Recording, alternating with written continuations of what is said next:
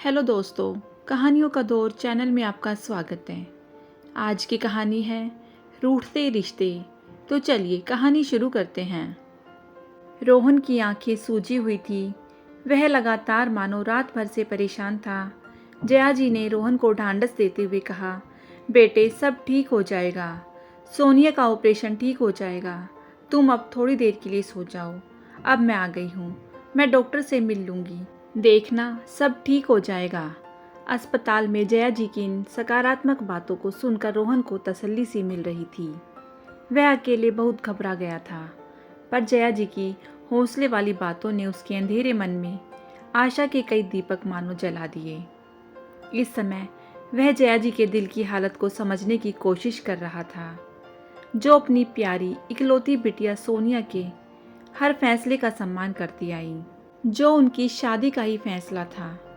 रोहन के परिवार वाले शादी के खिलाफ थे, क्योंकि वह नहीं चाहते थे कि सोनिया शादी के बाद भी काम करे। पर सोनिया किसी भी कीमत पर अपनी जॉब छोड़ना नहीं चाहती थी। उसने बड़ी मेहनत से पीएचडी की डिग्री हासिल की थी। वहीं रोहन से यूनिवर्सिटी में मुलाकात हुई और दोनों के मन एक हो गए। उनके स्नेह में खामोशी अधिक थी। वे दोनों ही एक जैसे थे। किताबें पढ़ना, संगीत सुनना, नाटक देखना उन्हें अच्छा लगता था। और जब पीएचडी की डिग्री उन दोनों को मिली और जल्दी ही कॉलेज में दोनों को असिस्टेंट प्रोफेसर की नियुक्ति मिल गई, तो दोनों ने जिंदगी को एक साथ गुजारने का फैसला भी कर लिया। खुद सोनिया ने रोहन से कहा, रोहन, क्या जीवन साथी के रूप में तुम मुझे स्वीकार करोगे? रोहन ने उसे उसी पल अपनी बाहों में भर लिया। उसे लगा उसे जीवन की सारी खुशियां मिल गई।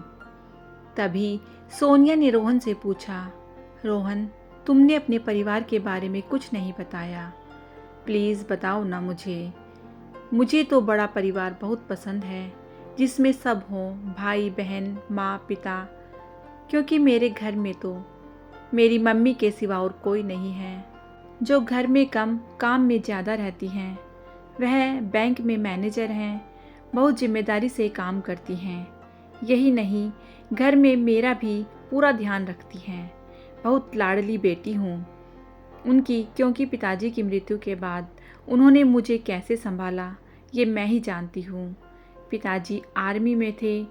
जम्मू कश्मीर में जब वह पोस्टेड थे, वहाँ एक आतंकवादी मिशन में उन्हें बहुत बड़ी जिम्मेदारी मिली थी, जिसे उन्होंने बखूबी निभाया।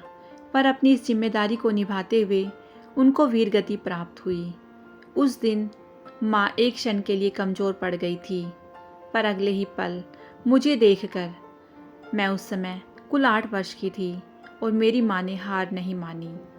उन्होंने उस समय बैंक की क्लर्क की परीक्षा दी और पास हुई।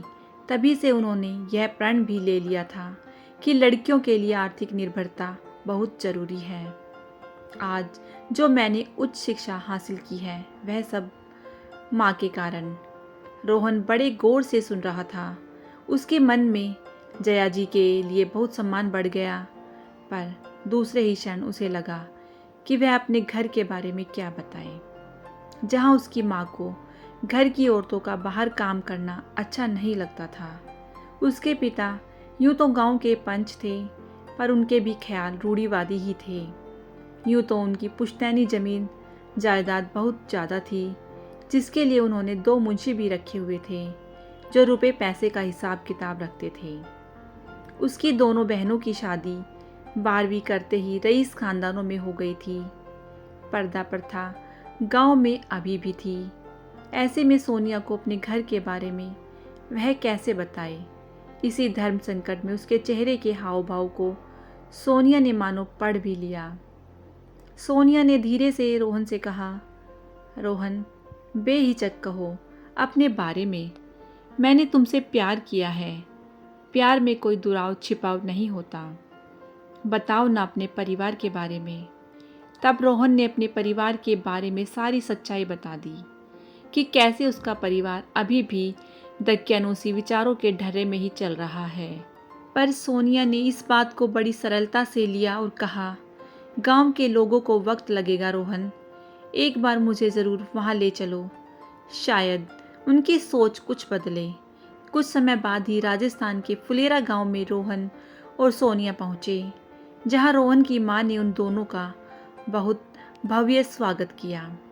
गांव की हवेली को देखकर, वहाँ के खेत देखकर तो सोनिया को अच्छा लगा, पर वहाँ की शादीशुदा स्त्रियों के चेहरे के घूंघट देखकर सोनिया को एक प्रकार की घुटन सी हो रही थी।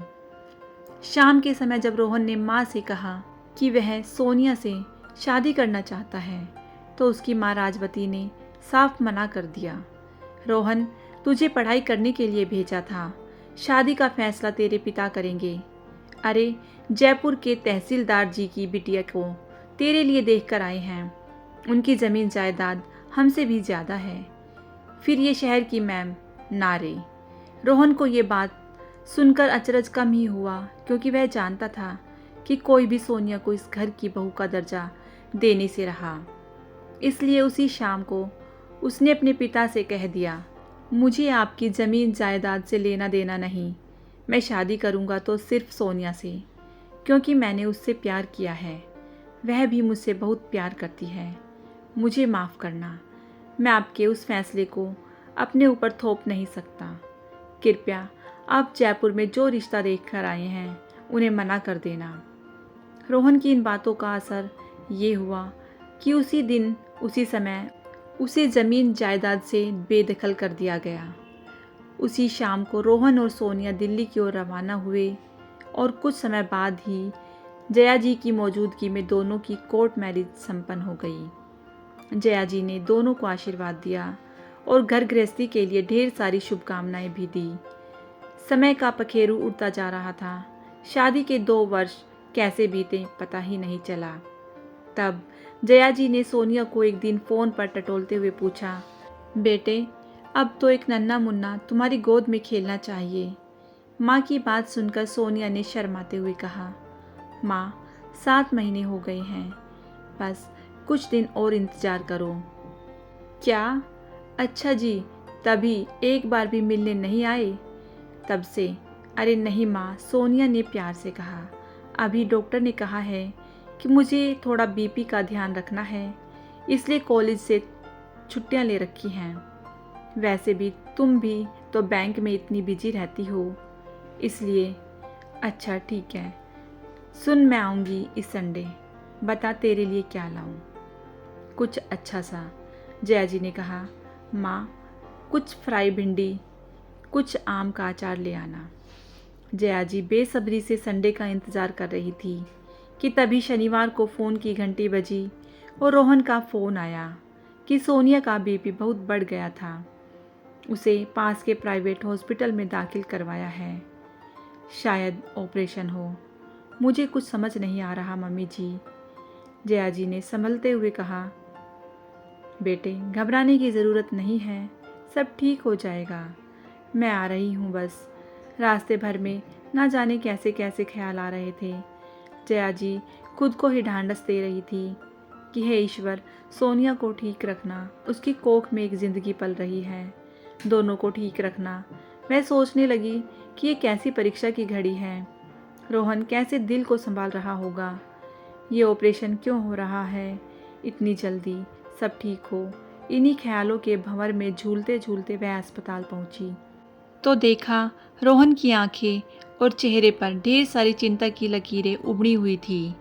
जया जी को देखते ही उसके सब्र का बांध मानो टूट गया और वह एक छोटे बच्चे की तरह बिलक बिलक कर रोने लगा।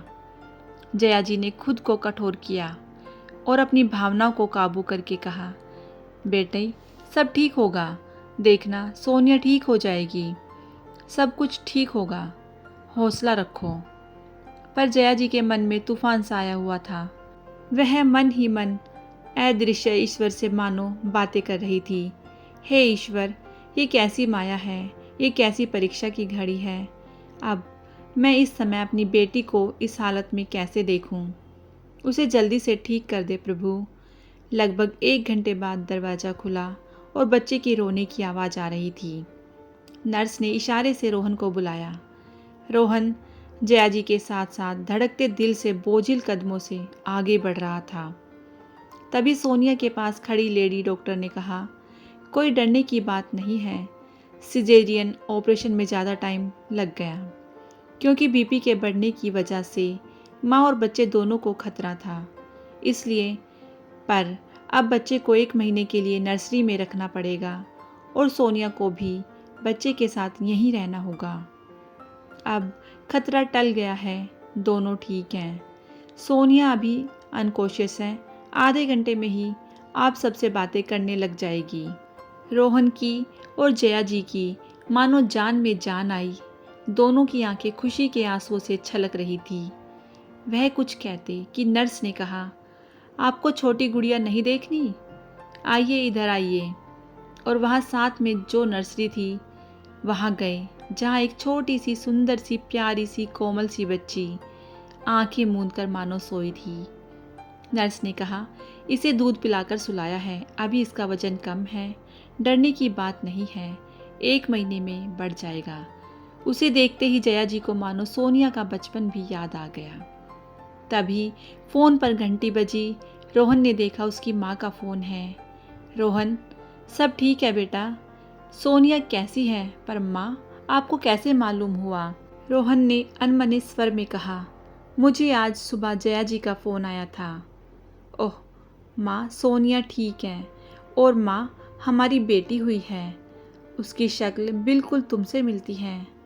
माँ, पिताजी कैसे हैं, क्या उन्हें मेरी याद आती है?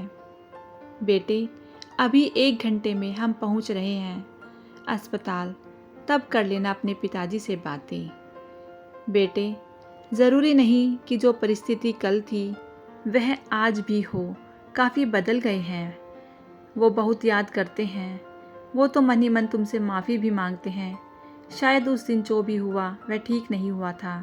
जया जी सब देख रही थी, रोहन की बातें सुन रही थी और सोच रही थी कि रिश्ते बेशक कुछ समय के लिए रूठते हैं पर टूटते नहीं। तभी तो कहते हैं अपने आखिर अपने ही होते हैं। आपको ये कहानी कैसी लगी कमेंट में ज़रूर बताएं। यदि कहानी अच्छी लगी हो तो कहानी को लाइक कीजिएगा, शेयर कीजिएगा और चैनल को सब्सक्राइब करना बिल्कुल ना भूलिएगा। कहानी सुनने के लिए बहुत बहुत धन्यवाद।